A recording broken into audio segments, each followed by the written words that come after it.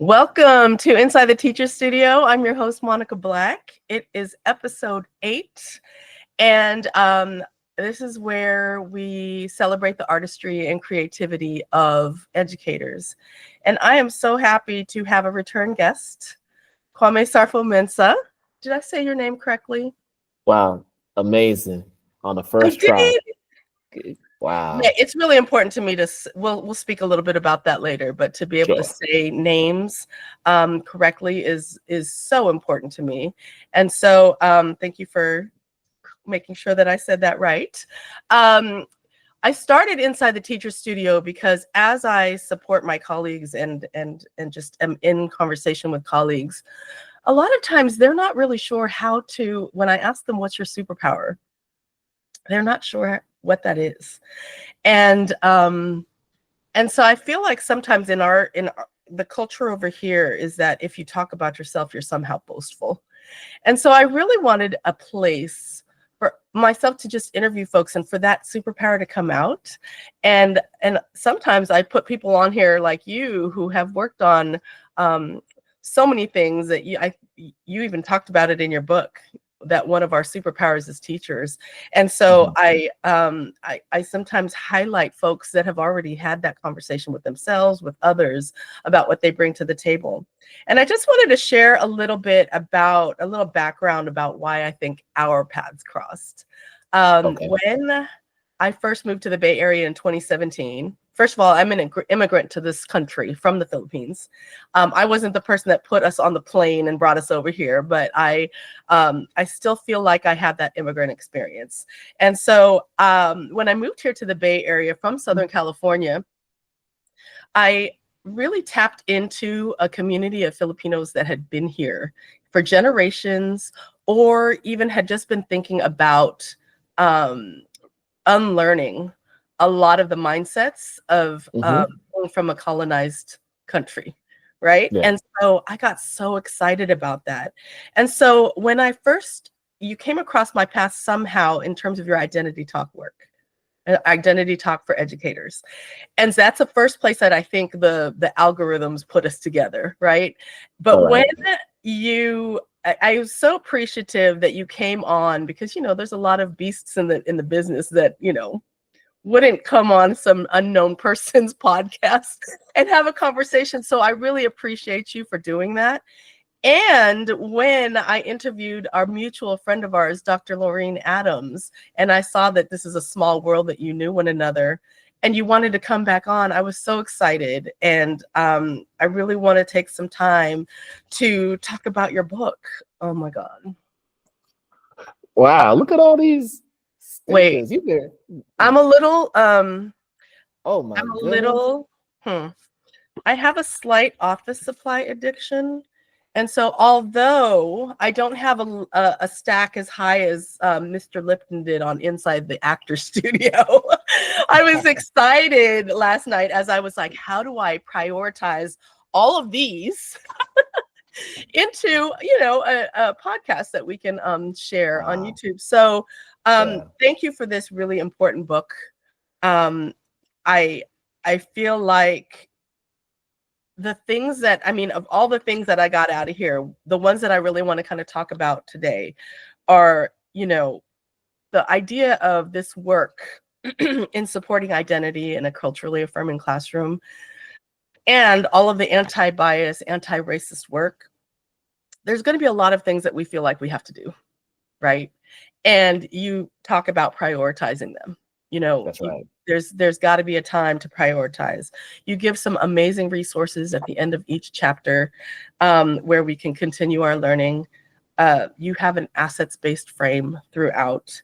And the exercises that you give us in terms of the reflections and those kinds of things, I want to say this part. You say the act of writing pushes you to wrestle with questions and generate more specific answers, and then to take that and discuss. So I want to talk about that a little bit later, but I want to get started. I've put things into 4 different categories. Hopefully I can get through these things because I'm so excited to talk about them. Hey, let's do it.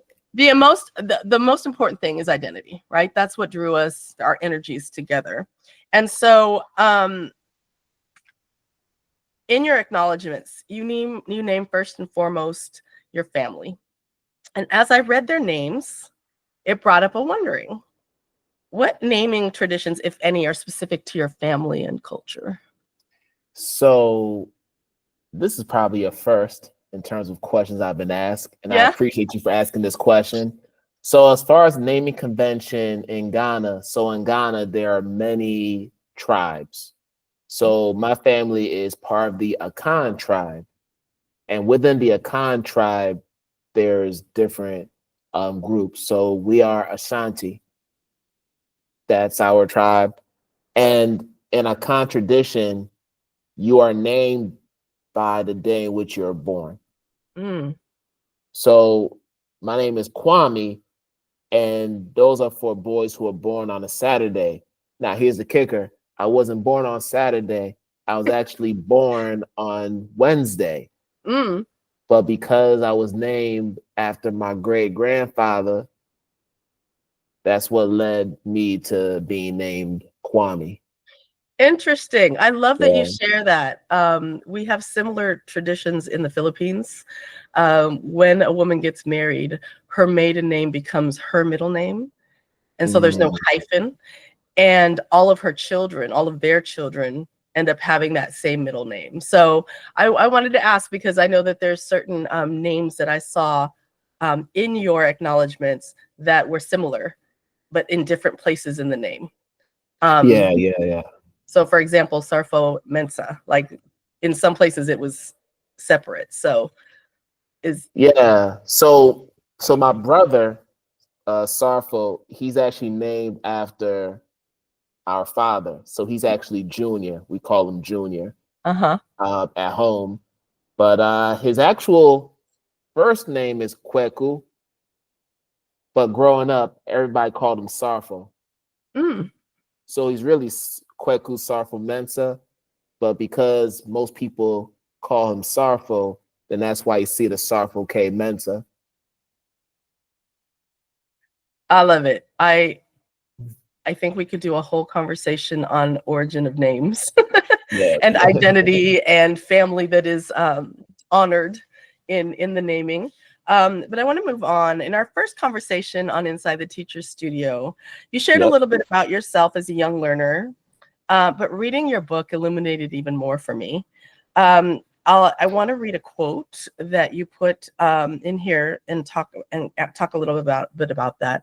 Although it has been over 2 decades since I graduated from my high school, and in parentheses, with honors, the psychological trauma that stemmed from the school's mislabeling of my academic track still lingers in my mind and soul. How does that show up for you now? I think it's always having an underdog mentality. So for me, growing up, I started off, as you read, in a learn support class. So I had an IEP my first few years of elementary school. And with the IEP comes ridicule, perceptions about how smart you are or your academic prowess. And these were things that I experienced early on. And I knew that I was smarter than what people said I was. But the constant battle of having to show people what you can do in the midst of all that, it carries on as you get older and you go into different grades, and then you become an adult, then you get into your professional life. It's always this thing of, I gotta show them that I can tell them. And that's really what it is. So when I talk about the 20 years of the trauma, just because you exit that IEP program doesn't mean that it doesn't linger with you. Right. You still have that chip on your shoulder. You still have that work ethic. You still have this need to show people that you belong to where everybody else is. So that's what it was for me. And a lot of it didn't come just from school. It came from home. Like my dad, he was a bit verbally abusive and emotionally abusive. And you read it in the book, but for those who haven't read the introduction, I talk about how that stayed with me. Mhm. And I'm in my 40s now. And it wasn't until the last couple years that I addressed it with therapy and actually had my face-to-face with my dad to just share some of the messages that I share in the book and how it impacted me, how it impacted my ability to interact with people, how it impacted my ability to parent and to be the best husband I could be to my wife. That was just within the past couple of years. Mhm. So that just comes to show you how trauma can just stay with you and you can still be a functional human being Right. to the point where people don't even realize you got all these internal issues going on because you do a good job of camouflaging it. Right. Yeah, you talk a lot about how you had to how it impacted your soul. And I Yeah. wonder, going to the title of your book, what are some things that you had to relearn in order to safeguard your soul? Wow. So many. I just had this conversation with somebody on another podcast. And basically, learn to relearn is the theme of my book. And it goes beyond identity. There's so many things I had to relearn. Let's Mhm. start with the fact that when I moved abroad in 2019 with my family, I had left a job where I was making close to six figures as a middle school math teacher in Boston. Mhm. And being a teacher was very much a primary part of who I was. That's how I led conversations. That's Mhm. how people identify me the most. And then when you get into this position where now you're a trailing spouse and you're not working 180 plus days a year in a school like you were the past 13 years, you have to figure out how you're going to maximize this new experience that you have. What's that going to look like? And how do you now define yourself? So through that process, I had to remind myself that I was a husband. I had to remind myself that I was a father. So I need to lean more into those parts of my identity, which Mm. should be primary. Right. But when you're a teacher, and you know this better than most, Monica, you're spending how many hours a day calling parents, lesson planning, rushing to the copy machine to beat your colleagues so you can get your copies in for the week before all the paper run out. Right. Um, sitting through PDs, having to do extra PDs at the central office of your district so you can make sure that your certification's active. There's Mm. always something that you have to do as a teacher, and it consumes your time so much that you forget that you're a human. You don't give yourself permission to relax Mm. and feel the other parts of your life. And that's something that I came to realize when I had a lot more idle time. Mm. So relearning that piece was important. Relearning who I was, being a first generation Ghanaian American, the States. Uh-oh. All right, we're back. Yes. Okay. So having to relearn who I was, a first generation Ghanaian American. When you're in the United States, people see you as a certain way. Among my Black friends, oh, you're African. You got a name that's different from everybody else. Like you're a different type of Black. You're not our kind of Black. And then, of course, we are among your non-Black friends or non-Black people, whether you're white, Asian, whatever, you Black. So trying to figure out where you fit in, right? And then when I lived in Ghana for the 3 years as a teenager, now the conversation becomes, well, you're not really you're Ghanaian, but you're not really Ghanaian because you grew up in the States. You don't speak the way that we speak. You're not able to speak the language that our people speak. So you're in this category as opposed to being in the category with everybody else. So there's always been this othering that I've had to endure at different.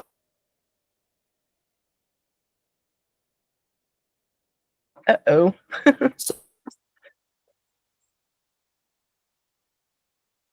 Confidence in myself to say, hey, yes, I grew up abroad, but I'm still very much Ghanaian. I'm Ghanaian in terms of the morals that I hold, in terms of the principles that I uphold, in terms of the food that I grew up eating, my mindset, all those things are Ghanaian, just like everybody else. So to finally get to a place where I'm embracing it, and I'm doing so because I need to do it for my kids who are still in that process of figuring out all of who they are, because they have a whole mix of different cultures in them. Mm-hmm. It was important for me to get that straight so that I could be in position as a father to pass that down to my sons. Right. So that's a whole relearning process as well. And there are so many other instances where I had to relearning what it means to be a present husband, Mm. what it means to support a Black woman, knowing the plight that Black women deal with, not just in the United States, but globally. Right. What does it mean to be a supported Black man to your supported Black woman? Mm-hmm. And what does it mean to dismantle gender roles and not subscribe to them as the patriarchy tells us to? These are all part of a learning process. And these Whew. are all happening simultaneously as I'm Right. writing this book. Wow. That leads us to my next question. You wrote that one of your major goals of writing the book was to spark curiosity. And That's I'm right. wondering what curiosities came to the fore that inspired the content of this book. I think it all stems from the one experience that I share in chapter 2. When I met my friend Trisha Mokino, who goes by the Indigenous Cheerleader, Mm-hmm. but also has an account called Indigenous Educators on Instagram. Mm-hmm. So this is going back to 4 years ago. I was promoting a virtual summit that I organized, Mm-hmm. and it featured 20 educators across different cultural, racial backgrounds. And I was trying to be very diverse, very intersectional in my approach as far as representation goes. And I thought I was doing the work. And then I get this comment from Trisha saying, hey, are you having any Indigenous presenters Right. for this conference? And I'm like, no, because I don't know any in my circle. So that's when she called me in. Right. And she let me know how harmful my action was. Even though I didn't have any intention of being harmful, I still harmed a community. Right. In this case, we're talking native communities, because they've always dealt with invisibilization. Right. They still continue to deal with settler colonialism. They're still in the process of trying to reclaim reservations, reclaim land, preserve sacred natural land rights that are being violated by government and everybody else. Not understanding that vantage point, and then having somebody break it down in a way that was loving, sparked the curiosity for me. Because then I was like, hey, come on my podcast. Let's have this conversation in public, because I harmed you in public. So let's do it together on the podcast so we can really unpack the harm that was done, but also learn more about what we can do as non-native people to support those who are in different native tribal communities. So that's what started for me. Right. And from that point, I was curious about indigenous and native cultures. I started to listen to other people speak. I started to watch other documentaries. And then that segued into me doing the same for other historically marginalized communities. So learning more about Asian American communities, learning more about Pacific Islander communities, learning more about the Latinx diaspora, learning more about how whiteness informs the values and the traditions and the norms that we adhere to in our global society. And also being a Black person, really understanding the different complexities and nuances of the African diaspora. So I just went into a rabbit hole and started to research, started to talk to people, bring them onto my podcast, having additional interviews outside the podcast, reading books. And when I came across one thing, it connected to another thing that I was curious about. So that's really how the interest generated for me. Right. In your in that first section of the book where you're doing an overview of identities, Yes. was is there a big aha or your favorite aha or myth buster that you that came from the research? Ooh, it's hard to choose one. It's hard to choose one. But the first one that comes to mind for me is I'm going to go to the Latinx perspectives chapter. Because, of course, growing up and spending a lot of my schooling in the States, the languages that you learn are, for me, in this case, is either Spanish or French, right? I actually learned French during my middle and high school years, but most people learn Spanish. And when you realize the history of Spanish, right? Understanding that there is a hierarchy in terms of Spanish dialects, understanding that there's a certain type of Spanish, in this case, it's Castilian Spanish, that is the hierarchy of all Spanish dialects, and Castilian Spanish is what's from Spain. Right. And then let's say that you're in a Latin American country where practically every country speaking Spanish, the dialects from there are not seen as the same gold standard as said Castilian Spanish dialect. Right. So as I'm interviewing different friends and educators in my circle who come from Spanish-speaking countries, whether it's Venezuela, whether it's Nicaragua, whether it's Cuba, Dominican Republic, they're sitting here and telling me the differences between the different Spanish dialects and breaking down how they dealt with linguistic discrimination while they were students at school. And what's amazing is most of the Spanish teachers in our schools are white teachers who just happen to have a cultural exchange experience. Maybe they were Peace Corps volunteers, right, where they acquired Spanish as an additional language, and then they decided to become teachers and teach it, which is fine. But what is missing is the cultural connection and the cultural affirmation.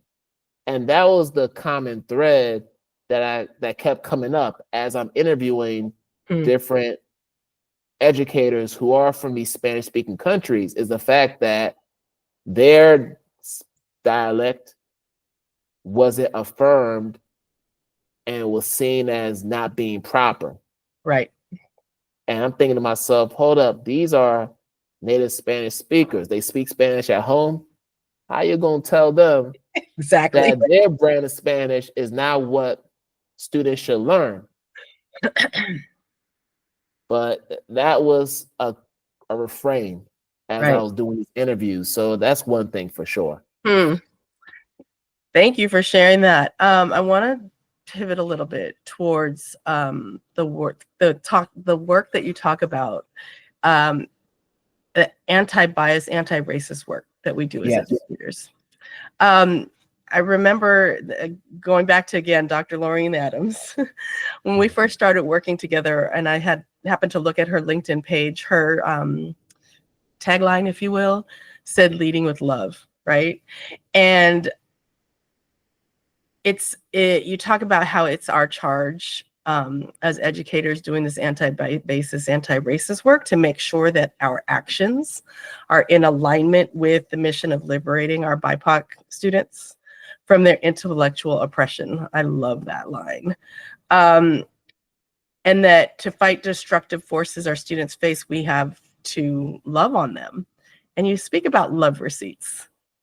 And Right. I want to speak specifically, well, you talk about love is collaboration, love is active listening, love is trust building, and love is proactive accountability. That's right.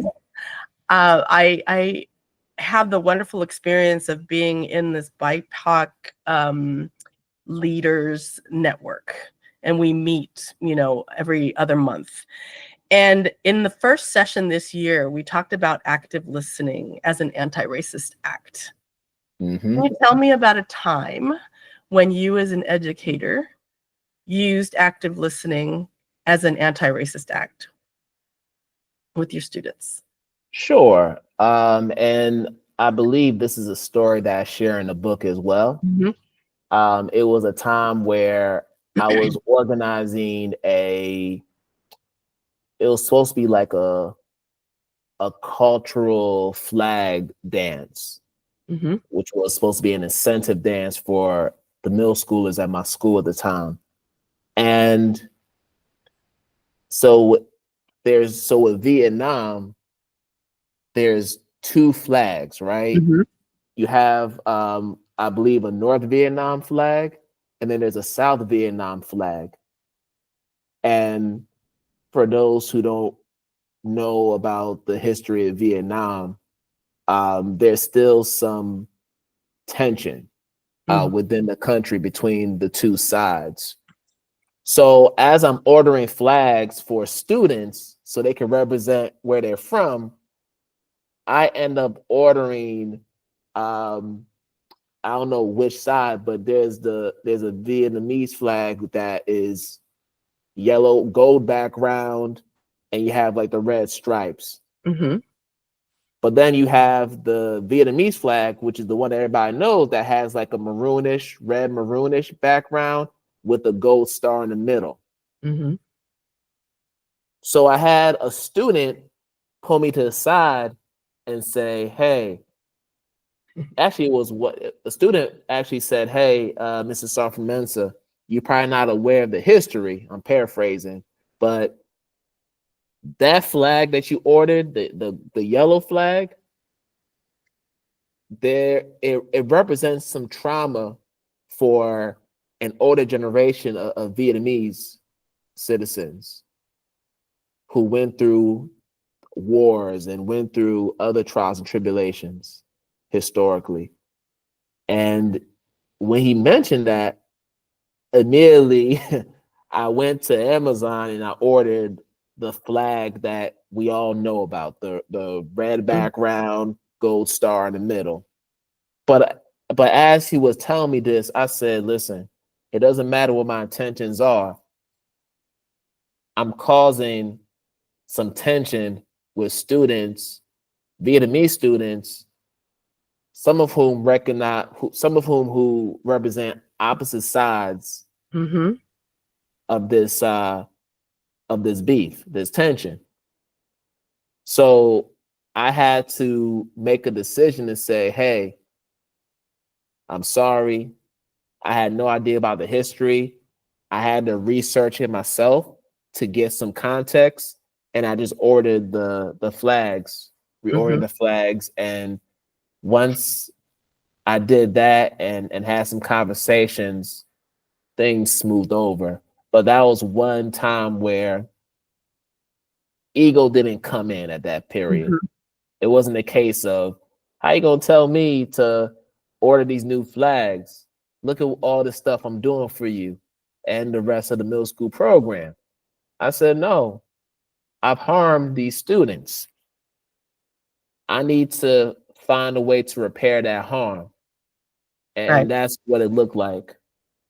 Were there any recognizable impacts that that had in terms of your relationship with that student or that particular community, that that you can show about the love receipts, right? How did that make him feel or that student feel? So the student that I talked to, him and I had a great relationship. I mean, he Mhm. came to me understanding, hey, Ms. Sarfo-Mensah, like, I know you didn't mean any harm, because Mm, we already had established right. the relationship. We were already Mhm. good. So he came to me as like, hey, like, I got to share this Right. with you. But here's what I will say. If him and I didn't have the relationship that we had, he would not have felt comfortable enough Right. to correct me and direct me to the information that I needed to know to get this context. Right. So that goes back to the receipts. I had deposited so many receipts in Right. that love bank account Mhm. that he knew what kind of character I have. Right. Even as I made this mistake, it didn't overshadow all of the investment that I Mhm. put into the relationship. Right. And that's why it didn't boil over the way that it could have, Mhm. because I'd already done a whole lot. My Right. reputation was already solid with him. Yeah, it just goes to show you that relationship building is so key in terms of the kind of communication that you can have and the fact that he had a he had a feeling of safety. He felt safe enough to come to Yes. you with that. So thank you for sharing that. I spoke earlier about how we talk about superpowers, and on page 242, you say one of our superpowers as educators lies in our ability to tell stories that forge human connections with our students. So this was in the section about counter storytelling. What are Yes. some counter stories to the ones that were told in the Hartford Current and your high school experiences? And how do you share them with your students? Even though I was a middle school math teacher by trade, I talked about so much other stuff with students, to let them know that, hey, there's more to me than just this math. I think the fact that I was a middle school math teacher was a counter story in itself. Mm-hmm. Because how often do you see Black math teachers in the classroom? Right. So for me to just show up every day with my locks, with a tie, with dress shoes and these different fits, and for them to be like, oh, so you can look cool as a teacher and you can talk like this as a teacher and not be so rigid. So being able to change the perception that people had of teachers just through my appearance was a counter story. Right. Being able to share certain parts of my life to let them know that I was human, to provide inspiration, to get them to aspire to heights that they never imagined for themselves. Mm-hmm. Those were counter stories. And the one thing about students is they always love a good story. Mm. They love story. They just want to know everything there is to know about their teachers. That is universal. And that's the best way to really hook your kids in. And Right. sometimes the best lessons that I had, Monica, had nothing to do with math. Yep. It was like a total detour. And I could think of one time where I was talking to students about Black Panther, the movie, the first Mm-hmm. one. Mm-hmm. So this is around 2018, 2019. And I'm comparing Black Panther to, I believe, I was comparing T'Challa and Killmonger. I was analogizing them with Martin Luther King and Malcolm X. I love it. And showing the connections. I don't know how we got to that conversation, because we're supposed to be talking about, I think that day I was supposed to be teaching a lesson about probably scale drawing. Scale drawing. And we ended up talking about Black Panther. I didn't get through half of what I was supposed to get through on that day, but the kids left the class with some knowledge that they probably wouldn't get in any other class. Right. But because they're with me, they're able to get that knowledge. So when I think about counter stories, it's about how can we bring to life the narratives and the stories that would otherwise be overlooked or overshadowed, or censored in some shape or form. Those are the stories I like to share, because that's hidden curriculum. Right. That's all hidden curriculum. Anything that can help them enhance their life. Absolutely. I will share with them, even though that's not what it says in the standards. Thank you. I go beyond that. So that's something I really appreciate. And I want to just really highlight here is the fact that we have these pacing plans. We have these standards. We have this book that we're supposed to teach. Sure. And a lot of times we're not responsive to the things that we see in the classroom. And we're so, I guess we drank the Kool-Aid that we have to hit a certain point at a certain date, right? And so sometimes we don't recognize those things because we're so intent on getting it done, right?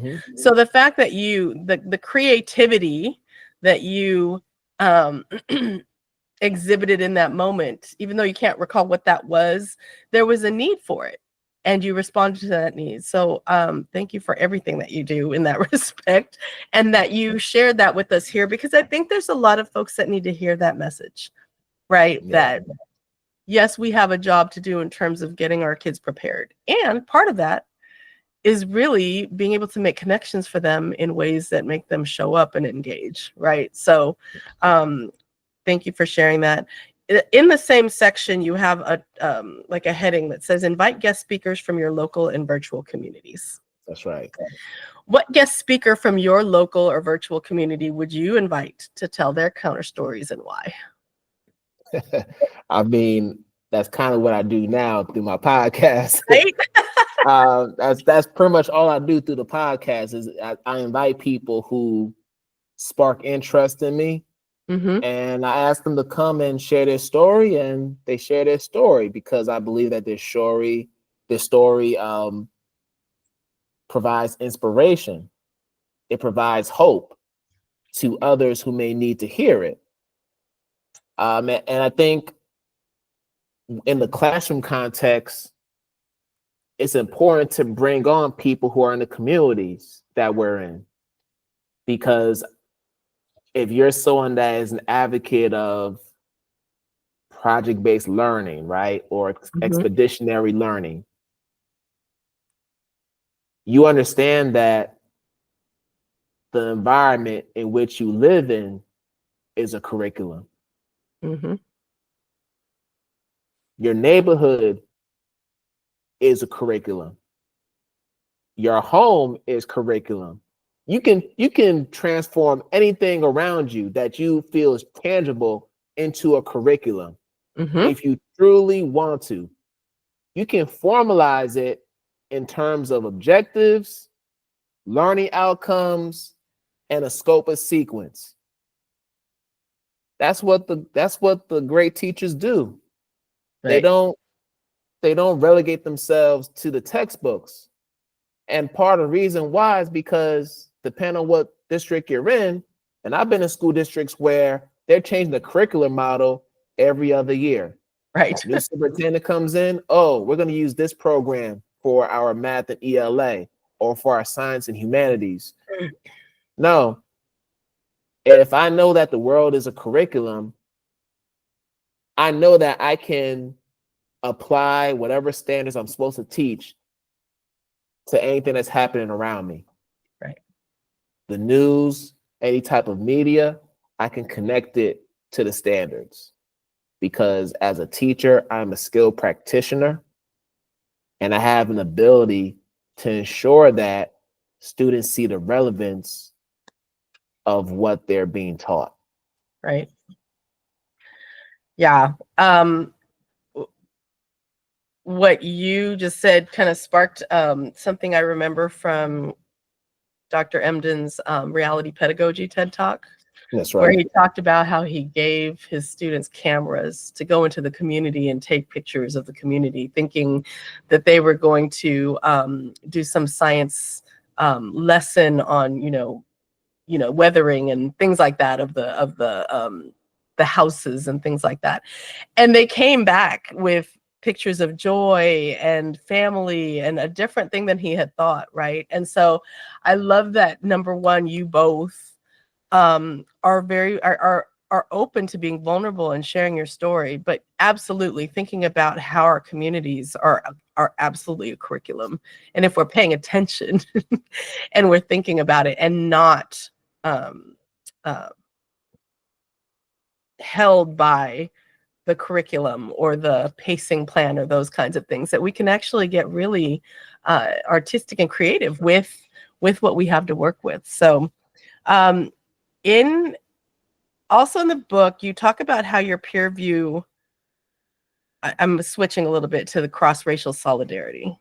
This is That's really right. important to me because as somebody who, my current role as a teacher on special assignment for Black Thriving Schools initiative here in Oakland, we have reparations for Black students that was won in our last bargaining.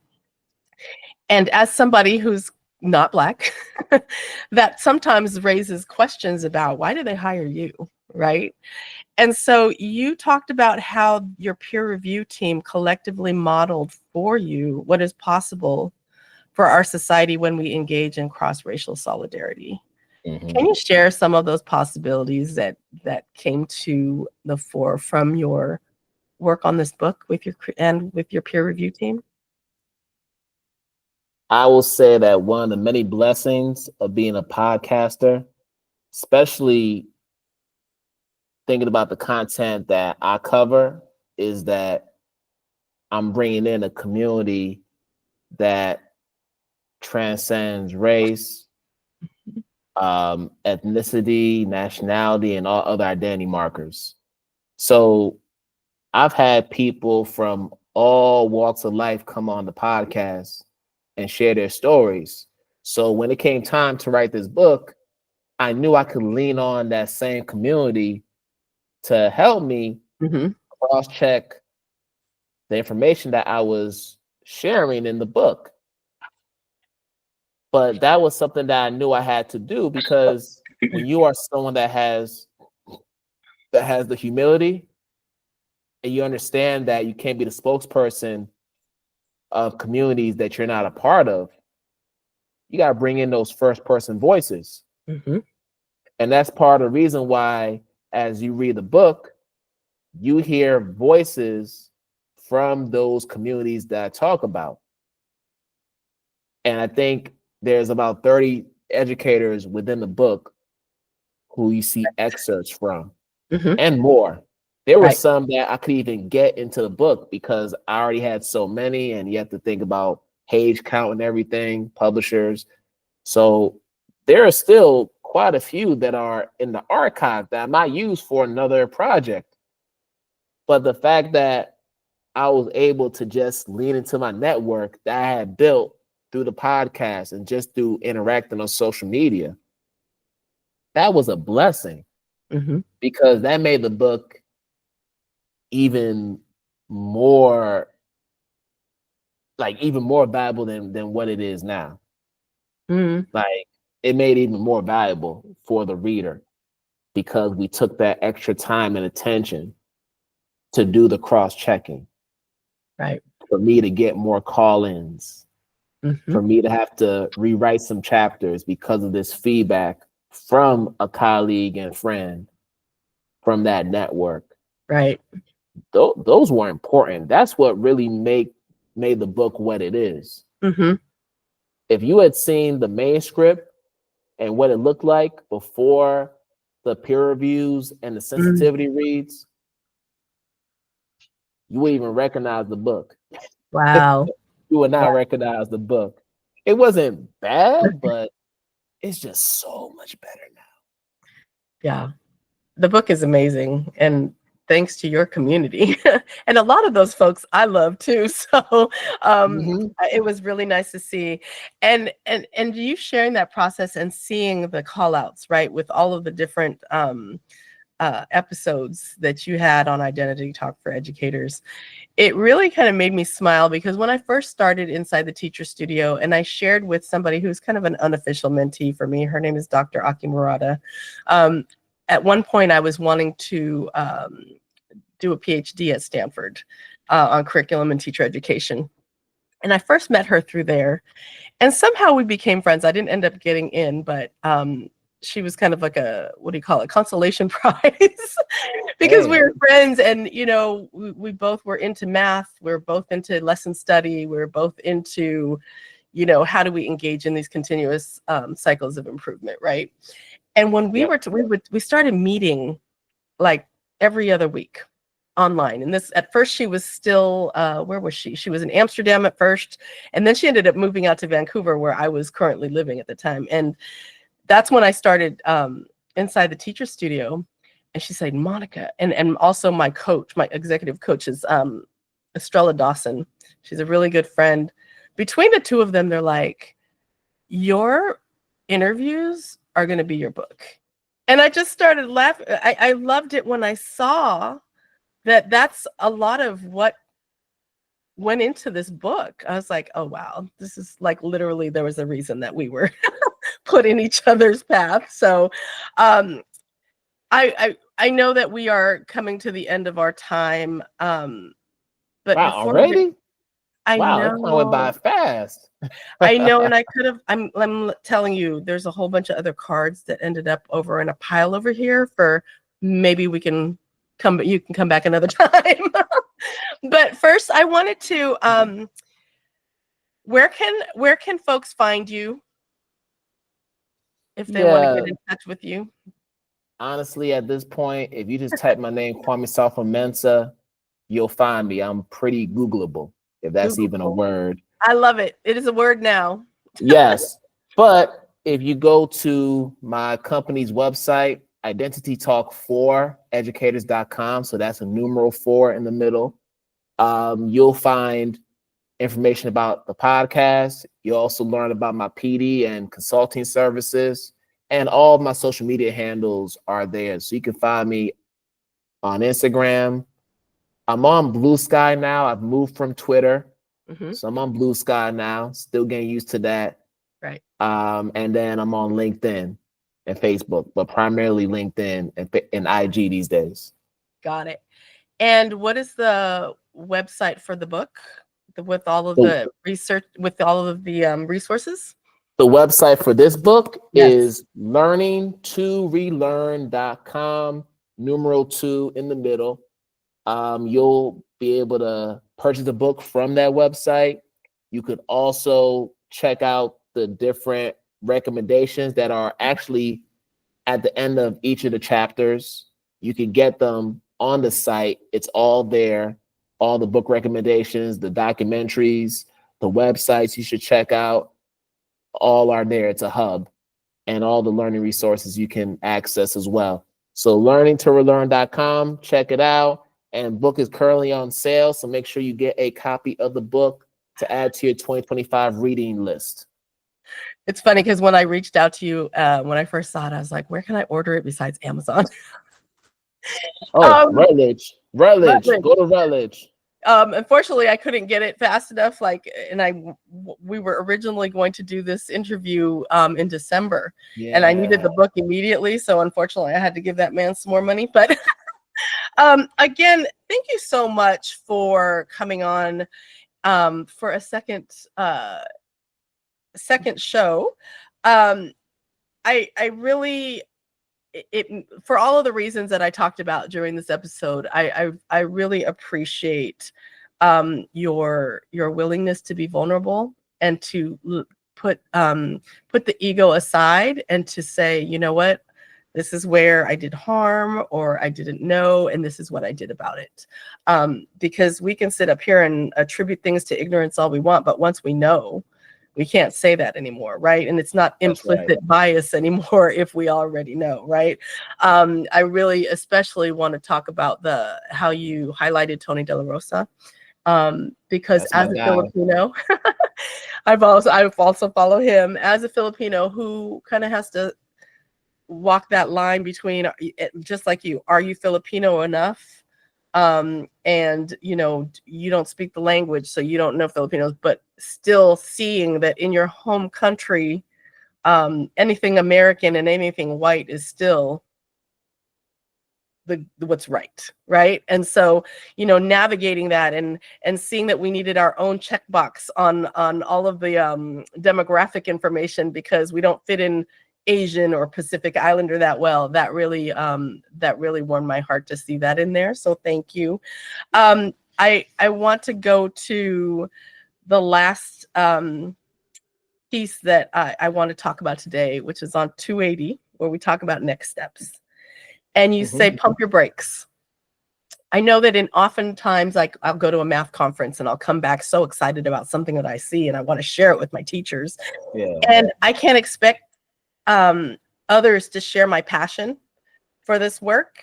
What I can do is invite them in to discuss the reflections. I'm so excited about all of the exercises that I haven't been able to finish, but all of the reflection questions. And not only doing that reflection for myself, but then to have a conversation with others. I want to share that yesterday in our, you know, the day after the winter break, a lot of schools over here still have the 1 day of professional learning. And we were at an offsite location where part of the community building was reflecting on this quote, and it was the last post that I put on Inside the Teacher Studio. How are we to find our way toward conversation? For me, the answer has always been through story. Story bypasses rhetoric and pierces the heart. Story offers a wash of images and emotion that returns us to our highest and deepest selves, where we remember what it means to be human, living in a place with our neighbors. And it was really about how do we continue to build that community of learners, whether it be with the students or with the adults. And in our conversations where we shared a reaction to this quote, the person that I was talking to, I was saying how, you know what, this is so fitting for me because tomorrow I get to interview somebody who I've been reading his book and it's so impactful for me. And I want to find a way to, and she was like, what's the book? Writing it down and all of this kind of stuff. So, and then in another instance, the book was sitting on the table because of course I'm like, at some point I want to like do some prep during during the meeting. And out of that, somebody's like grabbing the book and reading it because they saw all of my Post-its. And so what's great is I'm so excited that we're going to start a book club at my school. And this is going to be our first book. So I just wanted to share that with you because you invited us in terms of how do we use this book. And all of the things just aligned. And I was like, I'm so excited to talk to you about this and share that. So get the book, guys. Amazing. It's really, it really has you interrogate your own biases and your own environments, and how are you upholding those things that we know didn't work for us. My friend called me the chaos creator because I am all about how do I start some trouble, that good trouble that we talk about, right? How do I start that trouble so that not one other student has to go through the horrible things that I've had to go through in my life, that I've had to sit on a couch or have somebody talk me through. So impactful book. Thank you again. For those of you out there that are still with us, like, share, subscribe, and do the same. Follow Kwame Sarfo-Mensah, excuse me, with Identity Talk for Educators. Thank you again, and I cannot wait. I did get my signature for my book You got the in the sticker. mail. It Nice. sadly came in, well, it was raining in Oakland, so it got wet. But you mentioned how can't wait till we can meet in person, and I absolutely cannot wait. I'm going to be looking at your site to see when are you back this way and see if I can't somehow make my way there. Thank you again. Thank you, Monica. And I'm going to say this. Keep on doing these recordings. It gets easier each and every time. I remember starting and I'm just like, what the heck am I doing? And then you see what it leads to. So when your mentor says, save these recordings, save the recordings. It's going to lead to something. You could repurpose it in so many ways. So keep on recording, and thank you again for having me on the show. It's always great to talk with you. Always great to talk to you as well.